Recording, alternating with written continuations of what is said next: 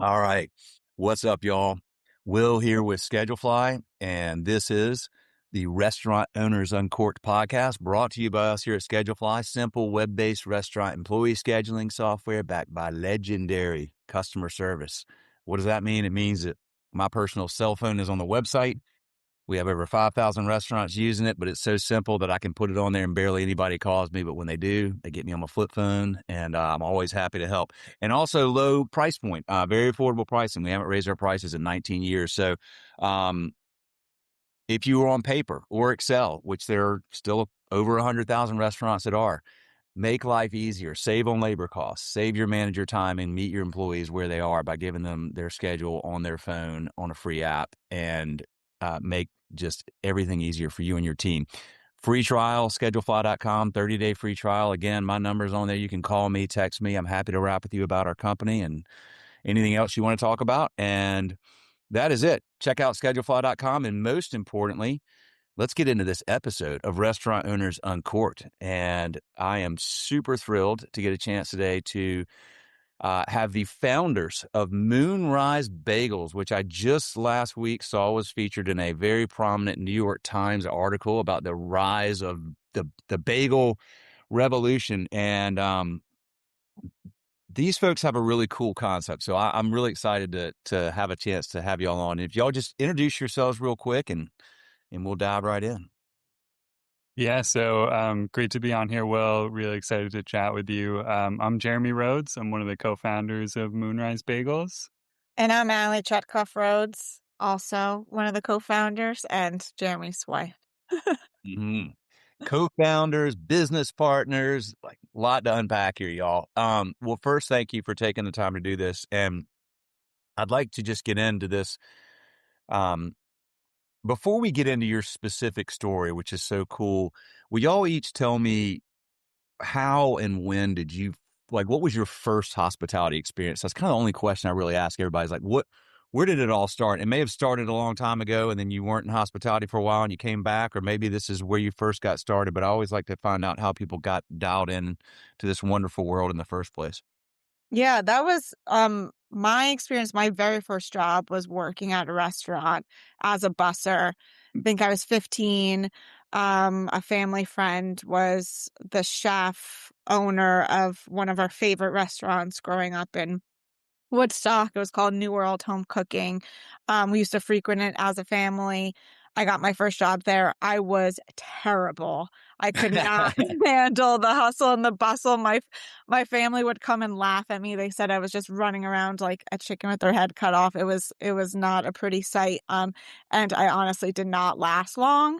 But it gave me such an appreciation for every detail that goes into the hospitality industry, which I've carried with me forever. But then I definitely took a beat, never thought I'd be back in this industry until Jeremy started stuffing bagels.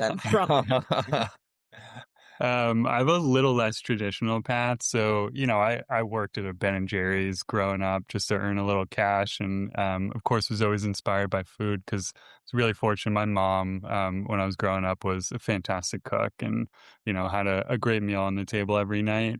But I didn't really have that kind of epiphany, about my love of food until I was graduating college. And I went to Villanova. I was a finance major. And, of course, like the cookie cutter path from there is get into, the finance world and start working in a bank, something like that. But I knew that wasn't the route that I wanted to go. So I had like a minor panic attack, didn't know what I wanted to do, and found out that my friend was actually going to work at a restaurant group in the city. So I applied there and had just a life-changing experience working in the purchasing department there and getting to see really like from soup to nuts how the numbers translated to food to a guest's hands. And it was just so life-changing for me and really kind of, brought things full circle. And made me realize that I could be good at something, be passionate about something. And then, I'll fast forward. I wound up parlaying that into a job at Union Square Hospitality Group, which talk about hospitality, that place has defined it for so many years. Yes. And I worked there for 7 or 8 years in the city doing finance and accounting, data analytics. they really kind of set me up to, help us build this company. Oh, what a wonderful, wonderful place. Danny Meyer, legend. Didn't he just come out with a new book? I mean, Setting the Table has been around a long time, but He Yeah. he just did. came out with Yeah. another one. I just saw that. We on our first day at USHG, we would always get Setting the Table, a copy of it, and it kind of turned into like our Bible of sort. So I'm definitely excited to read his new one. Yeah, he's like, wait a minute, Will Goddard is getting all this attention with hospitality. Hang tight, let me get my name back out there. Exactly. But Dude, that's a great book as well. We oh, live by it. it is amazing. It is amazing. It's incredible what both of them have done to really elevate the importance of understanding what hospitality is, and it is not just in the quote hospitality business. It's any business can thrive with those practices. So I can relate to your story, Allie, because that was my first job as a busser, and I mean it freaks me out. I was like, wait a minute, what do you mean I'm supposed to do it that fast? I'm trying, like, oh my God. And so did not appreciate it as a 15-year-old or whatever I was at the time. I just thought I was like too stressed. And then now I've learned like it's magic. Like what you do in the world of hospitality is this awesome alchemy. It's like art and science come together, and Jeremy, you've got that finance mind and you understand all the numbers and everything, and then y'all have got this great ability, clearly, and we'll dive into this, to understand just the importance of just understanding how to make people feel special. I mean, that's what this is, and do it in a profitable way. It's hard. It's a hard business. Like, it's not easy to pull that off. Okay, so then during COVID, y'all are in the city, if I'm reading this correctly, and you're like, all right, let's move upstate for a little bit, get out of the city. And then, but you were not doing this. You were both doing something else. So were you still at Union Square at the time? Yeah. Okay. Yeah, Jeremy was still there. We were like really fortunate to both keep our jobs during COVID and just move, remotely. So I was doing PR for, at that time I was working for a fashion designer, and then ended up leaving that and doing going to a PR agency. But all working remotely. Okay. So you understood PR coming into this. Yeah, I did PR, marketing, kind of branding, both for like in-house brands and then agency, but in the fashion space, not in the food space. Okay. Yeah. But then I grew up in Woodstock, New York. That's where my family was. So we thought, like most people, it'd be a 2-week hiatus. We'd be back in the office. So we, took a suitcase of clothes upstate and then ended up staying for now 6 years. Yeah. And counting. Yeah. Oh, you're still there. You're still We're upstate. still upstate. Yeah. Okay. Yeah. All right. So what happened? How did Moonrise Bagels have a spark that turned into this awesome thing you've created? Yeah. I mean, it really just was, like we say, a COVID accident. So Jeremy started baking right before the pandemic. One of the chefs at his restaurants gave him a sourdough starter, which he called Garth, I think. Yeah. And so he started baking a ton. During the pandemic, he was making, at least 2 loaves of bread a week for our family, kind of working his way through a bread book. Started making bagels, which my family was absolutely thrilled about because they always complained about never being able to get good bagels upstate compared to New York City. And then he was making dinner. He was making pizza for New Year's Eve dinner going into 2021. He had been prepping bagels for a big brunch the next day because bagels have to sit overnight to proof. He had too much tomato sauce left over and had the idea to stuff a pizza inside of the bagel. And that's kind of when the first pizza stuffed bagel was born. And it didn't quite work that night. It didn't stay inside the bagel, but he quite honestly just became like obsessed with the concept of getting it to stay inside and then trying other things he likes to eat inside of it. So the buffalo chicken is still on our menu today. That was the second one he ever tried because it's Jeremy's favorite food. Started giving it to friends and family, and then people started asking if they could buy them. So we weren't trying to start a business. We just had a product that people wanted to buy. So we kind of posted it on Instagram and got over a dozen orders within a matter of hours, and started selling them. I love businesses that start by like accidents like that, like, and there's so many great ones that it's just like, holy cow, like, you luckily had some extra pizza sauce that night. Yeah. Yeah. So, God, these things sound so good. So it's stuffed inside the bagel, the buffalo chicken, the pizza. So, okay. Yeah, so it's like from the outside, it looks like just a regular bagel, but then you bite into it, and all of the stuff that would normally be in a sandwich is actually stuffed inside of the bagel. Mixed right in there with that awesome dough. I bet it's so good. Well, no wonder you started getting orders. Okay, so but you're getting friends and family ordering, and you're like, okay, and then you start selling them. Did you quickly start to realize this could be a business, or is this just something that we all had a lot of time during COVID? Did you think were you kind of eyeing it as a business early on, or when did you start to realize you know what, this is something we might could do?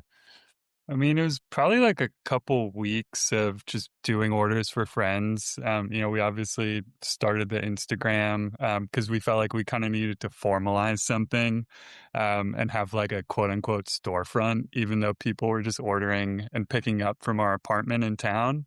But I think we had always been entrepreneurial, the two of us. We have a very entrepreneurial family as well. So it was definitely ingrained in us to start to think of it that way and to kind of structure something really around a business.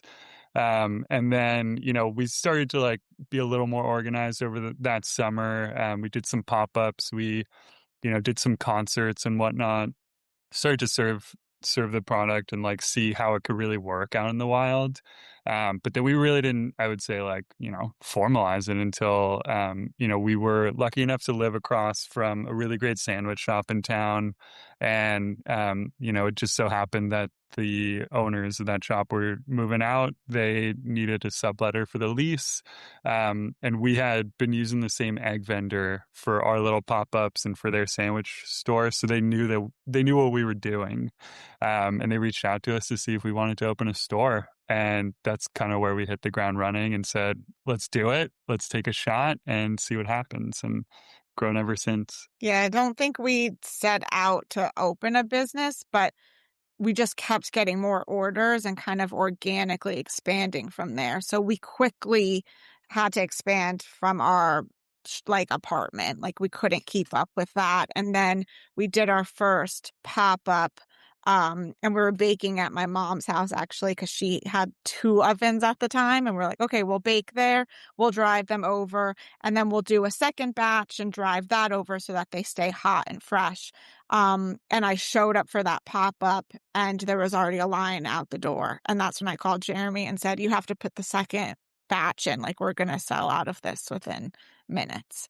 So that's when it started being like, okay, this is something that people really want to buy. And we just kind of kept showing up in those places and selling out every time. Okay. All right. When did y'all leave your existing or your current jobs and go all in? And did you do that at the same time or stagger? No. We staggered it. So when we opened that first shop in Woodstock, I gave notice at USHG and I came on full time because I was staffing the shop. I was prepping all the food. I was baking. I was working the front. Allie would help me on weekends, but it was going to be way too much for me to, devote any time to USHG and, focus on what at that point was a really fun fledgling opportunity. And then Allie thankfully kept us afloat for a few years working her corporate gig. And it eventually got to the point where when we opened our second store in Poughkeepsie, she was just getting spread so thin. And we had to, both put all of our efforts into really driving the business forward. Okay. When did you open your second shop? 2024. Okay. Got Yeah, it. so that summer, like July 2024, I left my job in March 2024. And I still kept like, a couple freelance projects here and there, but it wasn't even so much the physically spread too thin. It was like mentally spread too thin, especially from like a branding, marketing, operation standpoint. You're only as good as like your creativity can be. And I just found that I really needed to put my full mental capacity into Moonrise to really grow it. Mm. And not be constantly pulled back by all my other brands. It wasn't really fair to anyone. Yeah, an unfocused creative can be challenging. Um, I knew that. Okay, so did you? Oh man, I love this story. Jeremy, it seems to me. I was going to ask you if you ever had any like, holy crap, what am I doing moments, and you may have, but like it was very. You said early on, like you wanted something you really need to like be passionate about and focus on. You found that.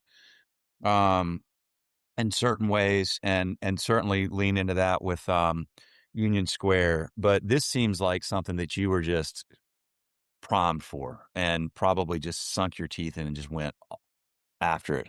Yeah. I think Ali could attest to this. I'm that type of person who can just be really kind of fixated on things and Uh-huh. get really passionate about them.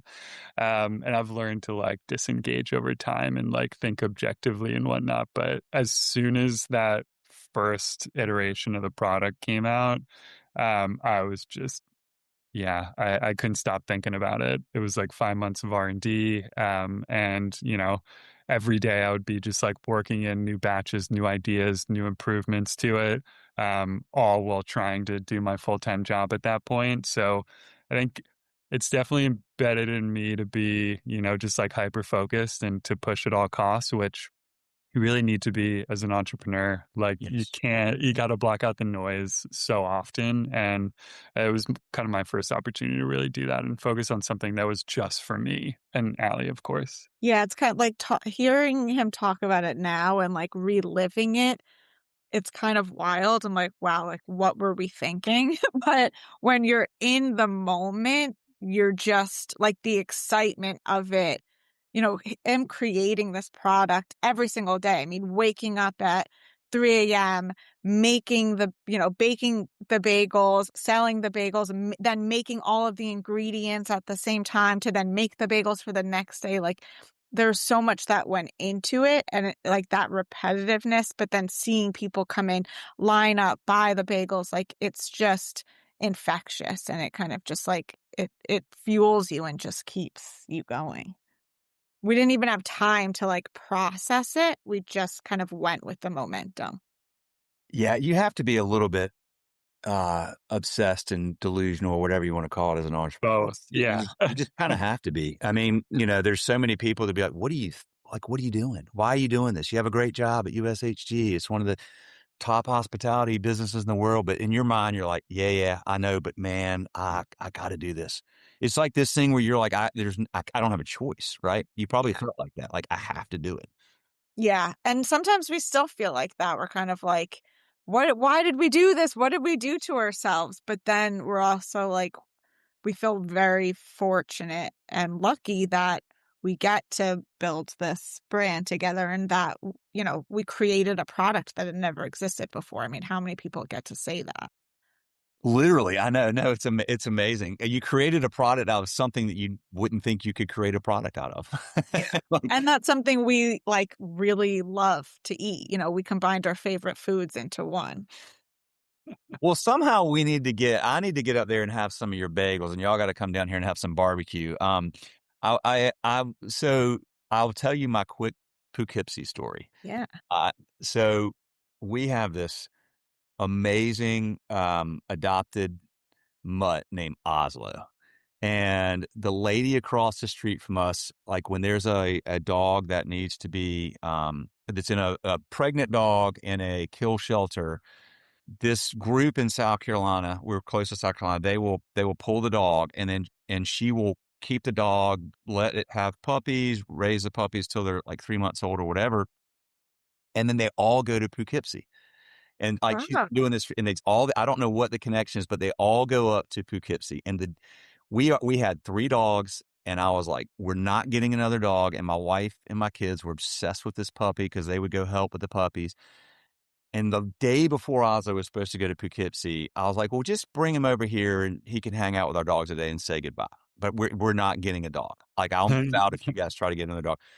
That dog is my best friend now. I'm obsessed with him. I take him everywhere. I love Ozzo more than anything in the world. I mean, my family's like, dude, golly, man, you didn't even want a dog, and now like all you talk about is Ozzo. But I kept him from going to Poughkeepsie. So, I'm sure all those other dogs are very, very happy there. But maybe we'll bring him up there one day, and he can meet some of his buddies. yeah, we'll have to know. We'll have to figure out where they go. Because we got our dog from the South. Like it was like sort of like she came up in like a truck, and we had to like pick her up on the side of a similar thing, rescue from Louisiana. But yeah, wonder where they all go. We'll have to find that shelter. Yeah. I will find out. This is giving me. I'll call my neighbor and ask her where all these things go. So I'm seriously, like, I'm probably going to just wind up making a road trip this summer up there. And Yeah, you definitely should come visit that. us. I mean, we do ship our bagels nationwide as well, so we'll send you a pack. But it's always better fresh, so definitely come up to Poughkeepsie. Well, I was going to say, I want to get into shipping then, because I've read. First of all, I've had the dude from Jeff's Bagel run on here, H&H, Berry Bagels out in Ohio. Like, there's all these bagel businesses that are just growing like crazy. And as that article said, there's a lot of investment coming in, a lot of private equity. So y'all have a unique spin on this. But I want to dive into some of the specifics around the business and your plans and your growth. I always, do you think sometimes, not worry, but do you kind of put your head up and look and see what's going on and go, okay, is this a sustainable thing, or are bagels having their, I don't know, like their cupcake moment, or, like cupcakes was big thing for a while, and now you don't see as many cupcake places. It seems to me like bagels are a different thing because you can eat breakfast, lunch, and dinner on a bagel, and bagels have been around and bagels are going to stay around, and y'all have a unique concept. But I just wonder, like, is that something that you ever process, or are you so focused on, like, we're just in the weeds in the business and growing smartly one location at a time? Yeah, I mean, I think it's a question that every business always considers, like, is this a flash in the pan business, or is it like longevity? And that's always been something that we've been focused on, is building a brand and a business that does have longevity, because I think that's really important to us. But for us, I think what sets us apart, we love bagels. Bagels, I don't think, are necessarily going anywhere. I think the country loves bagels, but we are a sandwich inside of a bagel, and sandwiches certainly are not going anywhere. And so we have a unique spin in that we can stuff anything inside of it. So we can go with trends. We've done a Dubai chocolate. Our bagels are filled with protein, which is different than most bagel shops can say. So we can kind of adapt as needed. And what's been most important to us at the beginning is we want to break bagels out of the breakfast category. So, generally most bagel shops close at 2 or 3, and we are trying to kind of push that. So, our New York City store opened in December. Next month, we're going to extend till 5 p.m. and hopefully past that, because we do have lunch options, and, eventually are looking to dinner options as well, with like our pizza stuffed bagel. Yeah, but I think we'd be lying if we said that we weren't always looking at trends, trying to see, what customer behavior was looking like. We lived and worked in the city for a bunch of years, and for us, we knew commuters were really important. People want efficiency in their lives. They want to listen to a podcast on the subway because they want to multitask. And, you want to eat food on the go a lot of the times the same way. So I think we focused on building a quick service model that focused on speed and giving the ability to, or giving, a fantastic, delicious, high quality food to someone on the go that's affordable. Like that was kind of how we built this thing. And we, yeah, absolutely are looking at the macro level and understanding whether or not, there's a market for us outside of our little hub in New York, whether it's national. And I think we've seen that. We have shipped on Goldbelly to all 50 states, have a booming national shipping business. So feel really confident that we can meet that criteria. But, it's something that you really have to look at. Yeah, but I think that what Jeremy said too is really important. Is like at the end of the day, like we do believe that like a delicious product will always win. Like that's, something delicious with great hospitality, that's going to, persevere over trends. With great hospitality. Let's talk about that part. And let's talk about, first of all, how many locations do you have now? We have 3. You have 3. Okay. As you grow, do you plan to grow corporate stores, franchise? Do you even know yet? Yeah, I think that we're evaluating that now. Like we definitely have our sights set on at least a couple more corporate stores. Franchising has always been a really interesting option to us because we've kind of we have a commissary model. So we produce everything in-house by hand in our commissary. And then every location is boiling site, so they're always getting a hot, fresh bagel. But we've been able to centralize to keep consistency. And so for us, because we have such a simple model at the retail level, franchise is exciting. And also, where it's just the 2 of us right now. So opening more stores obviously requires a lot more capital and a lot more time. So we're open to kind of different paths, but expansion is definitely our goal. Yeah. Okay. So you have 3 locations now. Y'all are running those. Let's talk about the hospitality piece because you have a great product. You clearly have a very good model for delivering a consistent product.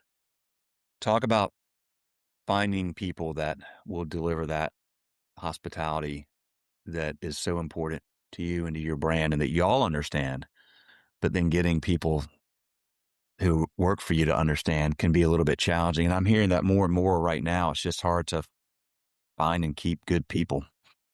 Definitely. I think obviously my background at Union Square, Allie's background, just how we have, I think, interacted with food and food establishments as customers has really kind of helped shape how we like to hire and the experience that we want to provide for folks.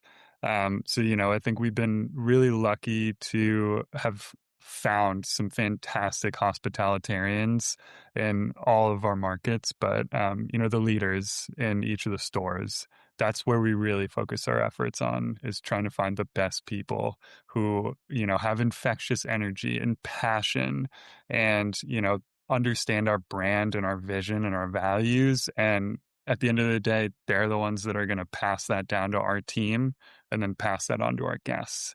And what we like to say is that, as long as the people are happy, the food's going to be really happy. Because if you have a cook with a great attitude, they're going to make that best possible product and have that pride. And then the guest is going to see that and they're going to feel that.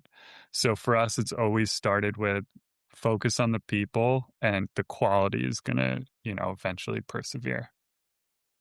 Wow.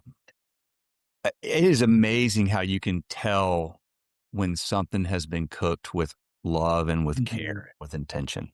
You really can. It's you can taste it, you can see it. It's incredible.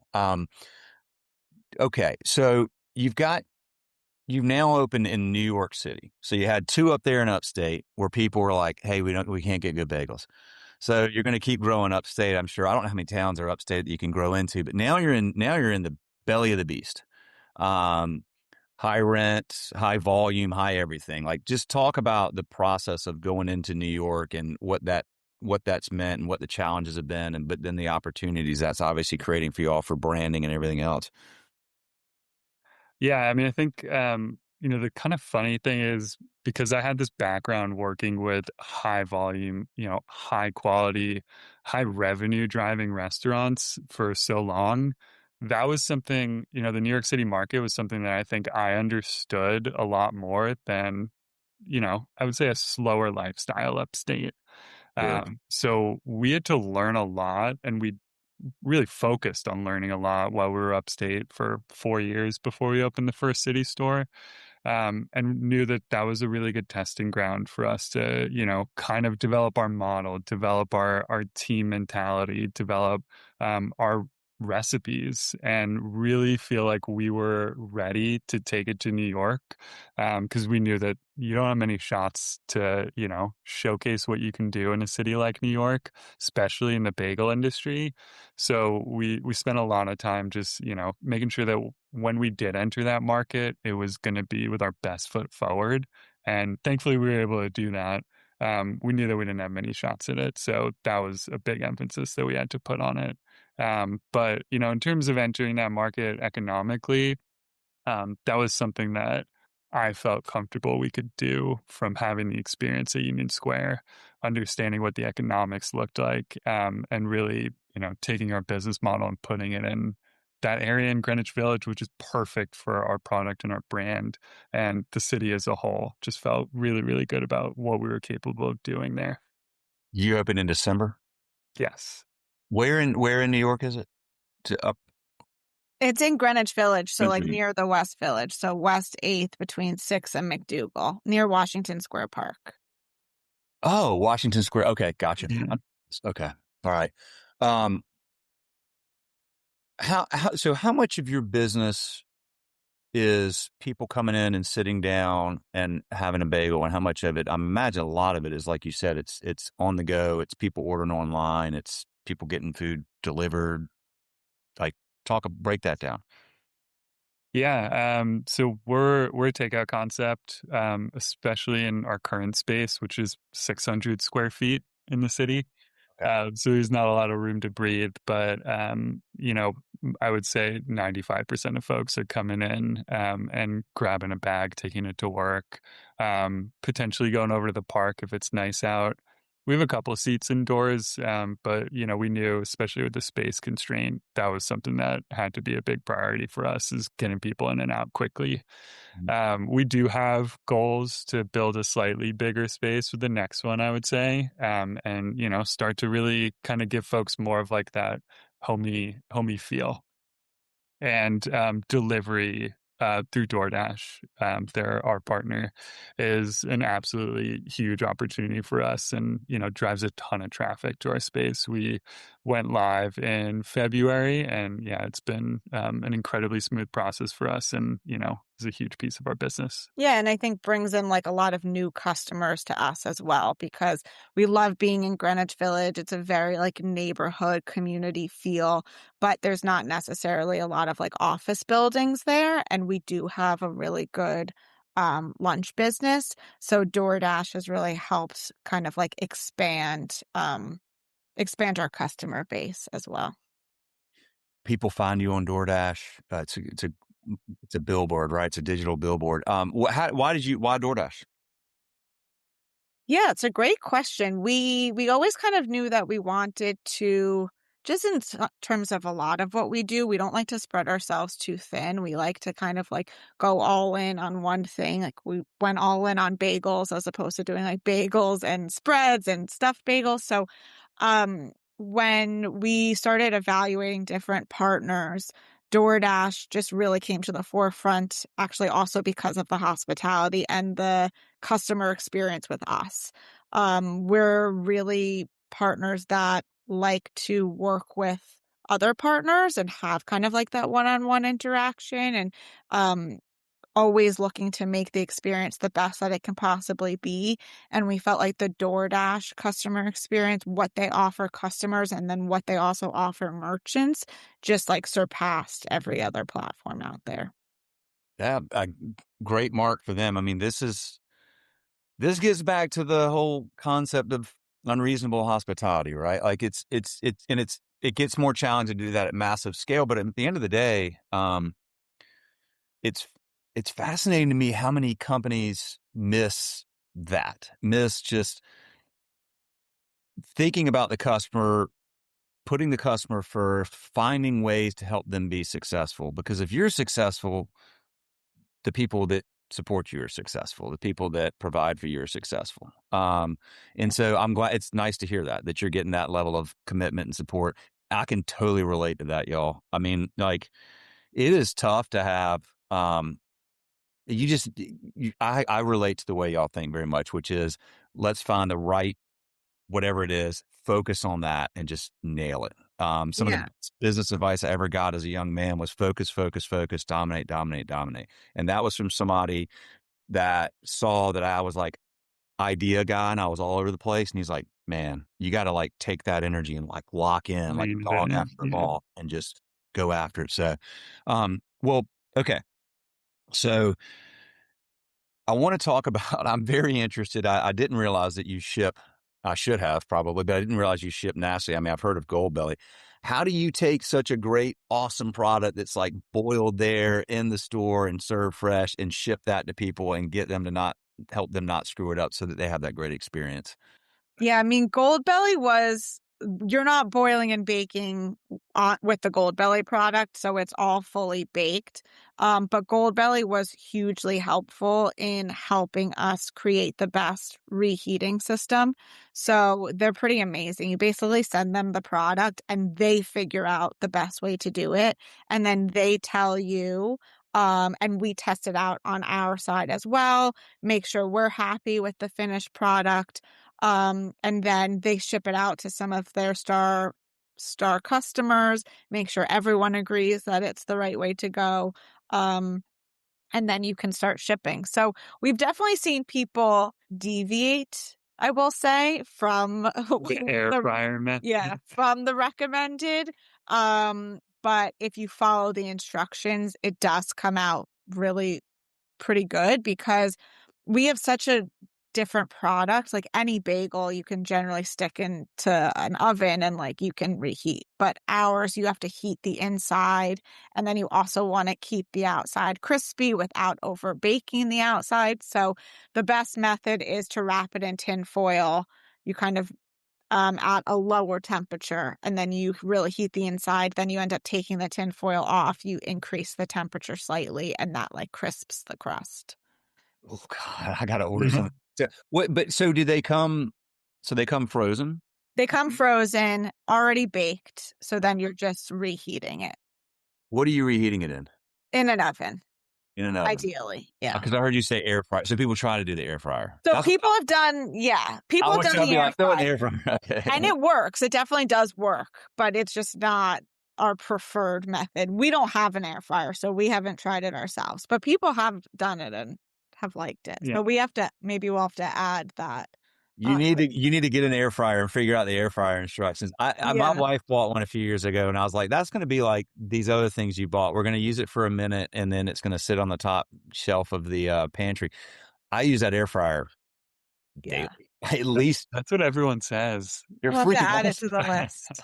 You're awesome. Yeah, you got to get into the air fryer trend. Okay, so I want to order some of these. So they come frozen. You wrap them, follow the instructions, throw it in the oven. What, 10, 15, 20 minutes later, you got yourself a nice, tasty treat.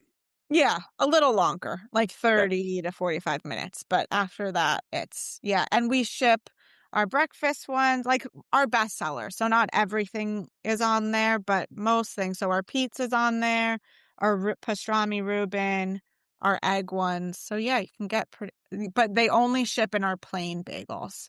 That's the one caveat. Why is that? Because we developed a system that we can customize the seed type to the inside of the bagel. So we say like you pick your stuff. So you pick what you want inside of buffalo chicken, bacon, egg, and cheese. Then you pick your seed type. We customize it in store. So everything sesame, poppy, onion, or plain. And then we have dipping sauces as well that you can choose. So you can kind of like customize your experience with a very streamlined menu. Okay, got it. I mean, that's what I get anyway. I get the plain bagels. Then you can really taste, I mean, everything seasoning is our most popular, but you can really taste the inside ingredients with the plain bagel. So I always recommend the plain first anyway. Well, you mentioned having protein in there. Protein is a big deal right now. I'm curious. Uh, one of the things that so many of the folks that come on this podcast are dealing with is because they own like a full service restaurant is alcohol sales are down. Like that's a problem for them, not an issue for y'all. But one of the other things that we have going on at a macro level is these GLP-1s and people, um, it suppresses your appetite and people aren't eating as much or they're sharing food or whatever, but they're also eating a lot more protein, which is a good thing. So is that, I mean, do you all talk about that? Has it affected your business or is it not really on your radar? Because there's nothing you can do about it, but there may be ways that you can, market the product differently or create high protein versions or things like that. Yeah, it hasn't affected our business, but we have talked about it in terms of like even running some, nutrition evaluation on how much protein is in our bagels because we do have a lot of protein in it and it is such a differentiator from, a lot of bagel shops around us. So it's something that we're thinking about and we think it can be like a really good marketing tool. But we're not letting it, change our path too much. Y'all, I started this podcast in 2010 and I mean, I was like obsessed with I think Tim Ferriss was like, I listened to him or something. I was like, oh, we should do this too. And I had to beg people to come on because nobody knew what a podcast was back then. But when I started it, in my mind, I'm like, okay, if I can get a bunch of really successful restaurant owners to come on here and talk to me about how they do what they do, I'm going to find all the common threads. And then, because I had this in my mind back then, I had this concept called ribs and whiskey. I was like, I'm going to start my own restaurant one day. It's going to be called Ribs and Whiskey. Sounds great. Yeah, it sounds great, but I ain't doing it because I tell you what, y'all, I literally, I was like 30 episodes in and I was like, there's just no freaking way. First of all, if there are common threads, I mean, it is, it really gets back to like hospitality and just making sure you know your numbers so you're actually generating a profit, which a lot of restaurants don't do or their margins are so thin. But what I learned is I tip my hat to y'all and to your peers because what I knew about myself, and I trace it back to those days busing, I was like, I don't think I can handle it. It's so much happening, so many different things, economic trends, consumer spending trends, eating trends. And then just the daily, this person quit last second. We got, this product didn't show up or whatever it is. You have to think through and manage so many things. And part of why, I realized early on for this podcast is we want it to be both educational and inspiring. You have a very inspiring story and you also have a very educational piece of this. And I want to dive, there's a few more things I want to ask you about. I think that a lot of people get into this business not really understanding what they're getting into. And like, Jeremy, it's so awesome that you were there. This, really probably, the best or certainly one of the best hospitality groups in the world. So you had a sense of like, no, I don't know what it's like to start my own business, but I know what it takes. I've seen behind the scenes. I know all that goes into this to make it successful. And it is very challenging. So talk a little bit about like people, first of all, people listen to this podcast all over the country. So hopefully you'll get some Goldbelly orders, but there's also people that are getting into this business. And I always say, if we prevent somebody from getting in that before they get into it, from getting into it, that's as good as like helping people that are in it be inspired. But what are some of the things that you think people really need to think through carefully and think through in their heart and their mind and their soul before they take this leap?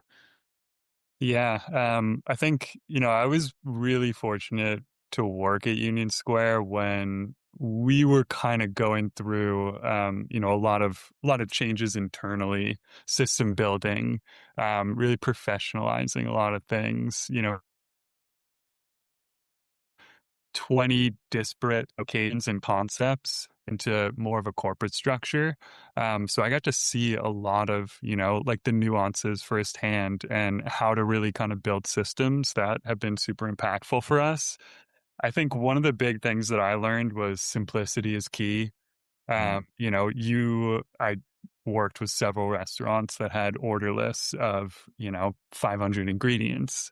And those are fine dining restaurants, super high end concepts, but they also had to have kitchens of, 50 to 75 people to make them run. And that's a lot of people to manage. It's a lot of processes to manage, like you said. So I think what was a little more appealing to me when we started this concept was if we were going to get into retail and open a store, we needed to do it simply. So, focusing on, really simplifying that SKU count, having SKUs that can, be used for multiple dishes, right? Like really making it so that it was easier day to day than it could be. And just trying to drive that efficiency home, because the more that you do that on the inside, the easier it's going to be for your business to make money and for you to make some more, growth focused choices. So I think that was the biggest lesson that I learned, and one that we really kind of, started our business with a tenet of. Awesome. Okay. Yeah. Trace Miller from Kanala he's out in West Coast. He came on here and he said, I love this quote. I have to give him credit for it. I wish it were mine. Simple scales, fancy fails. Hmm. I mean, And there's a place for both too. I think we obviously are a simple model with what we offer, with modifications, that guests can have to add a little more variety. But, this is an industry that's full of folks who do it for the passion, and they do it for, just either scratch that creative itch, or it's just because what they love to do. So many home cooks just want to have a restaurant to have guests in their house. And if they want to go fancy, they can. They got to keep the lights on and be smart about doing it. But there's a reason that folks are going to go to those places and gravitate to those concepts too. So, I give my restaurants at Union Square that I worked with so much credit for elevating and executing. And it was really, really cool to see them do that at such a high level. they do. I think his point was around like what you're doing. Like if you want to really scale it, Yeah. like you got to go Shake Shack, right? Simple, boom, scale, right? You can't but yeah, I mean, yeah. So for what you're doing, that is so key. And I think, a lot of people just, it's there's just too many ingredients, too many variables, too many things that, to manage. And that's a good lesson. I've certainly learned that over the years, that people should recognize getting into this. So do y'all you obviously have worked, with great people, both of you in your careers.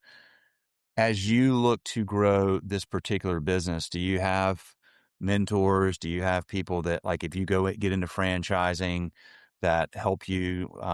Do you have, and do you have any investors, or is it just y'all? Yeah, we do. We have some friends and family investors. Obviously it's expensive to open stores. We did, we took a bank loan for our first one, kind of wanted to prove it out ourselves, and then took on some friends and family investors. But we have a really great network of people in different aspects that we can lean on, whether it's, business operations. Like Jeremy said, we come from entrepreneurial backgrounds, so our family has been so supportive in that.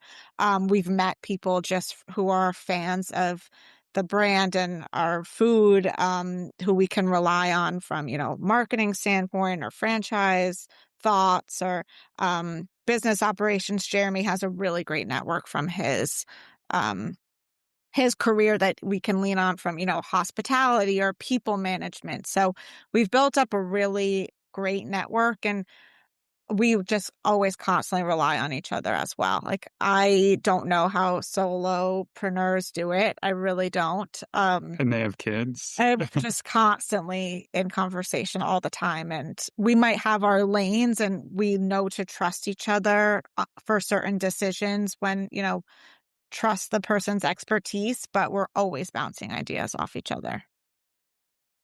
Well, amazing to be able to do that. It says a lot about your marriage that you were able to do that, as a couple. Not everybody can, so I salute you for that. That's awesome. And you do need somebody that you can talk with often. It's a lot going on in your mind when you're starting, and a lot going on in your mind all day Yeah. and And then it's all like, night. it can be sort of lonely, even like the two of us, just because you're constantly dealing with so many challenges and obstacles. And like you said, all day and all night, like it never ends. We have someone in the commissary almost like at all hours of the day, like and plus drivers. And so it truly never ends. And to feel like you have someone who completely understands what you're going through at all times is, just pretty amazing. It really is, and you're exactly right. I remember a guy. Gosh, I mean, I think this may have been in 2010. John Myro from Tria in Philadelphia, a wine bar. I'll never forget it. He said, "Will, it's a lonely road," and I just.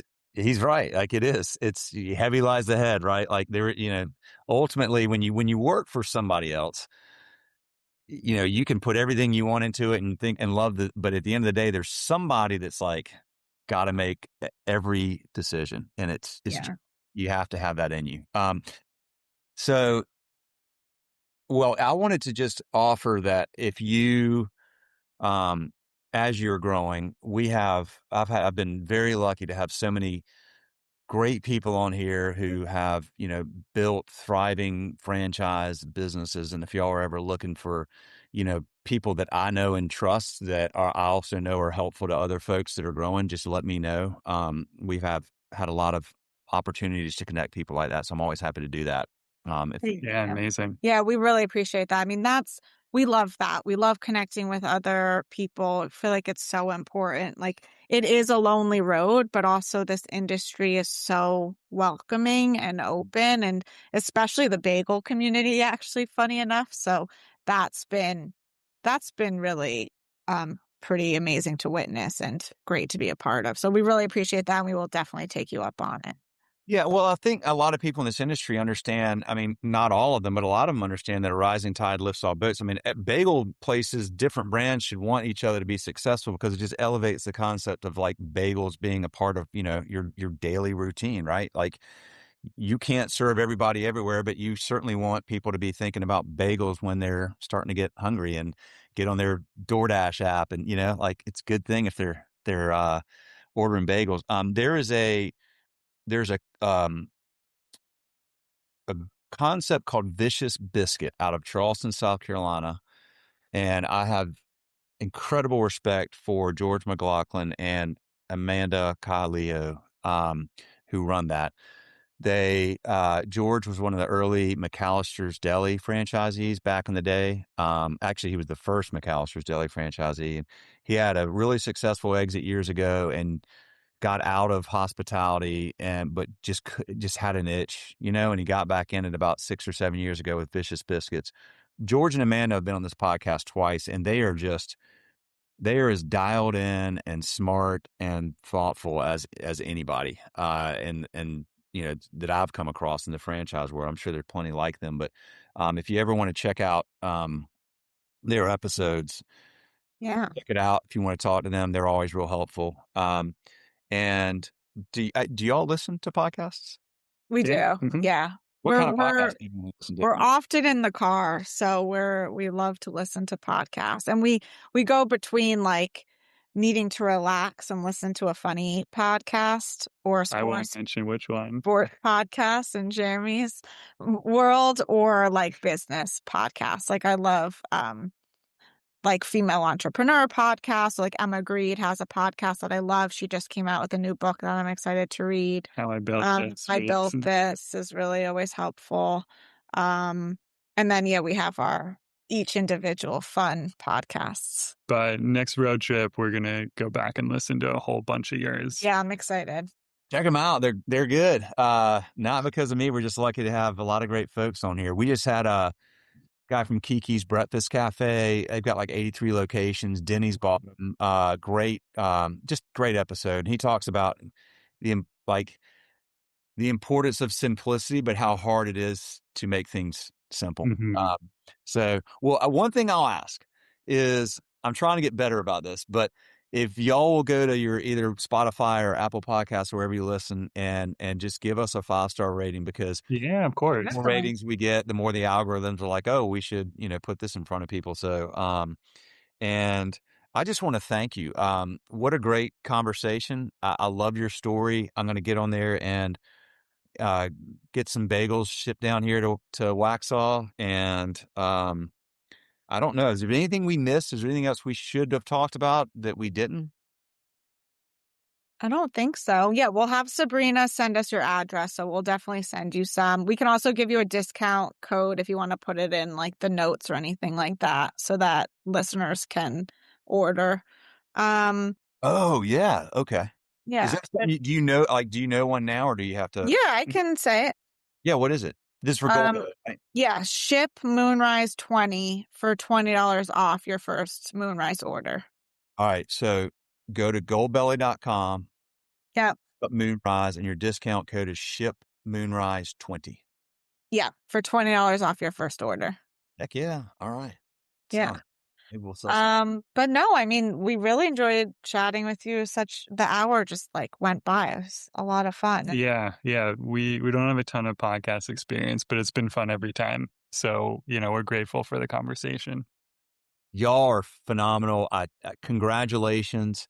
I know you're going to be very successful. I can't wait to follow your story and watch y'all grow. And I cannot wait till you get your franchisee down here in Charlotte. A lot of people from there's a lot of people moving down here to the Charlotte area, so we've gotten requests. Down here. Yeah, so think down here first as you start coming south. There's a lot of people down here looking for good bagels too. That maybe are from New York that know what a good bagel is. So yeah, that's the best part when people come in like kind of like high and mighty. I know good bagels, we'll see. And then they take a bite and they're like, oh, this is actually, not only is it stuffed, which they've never had before, but it's a really good bagel in itself. So love it. Love it. All right, y'all. All of you listening, thank you. We appreciate you.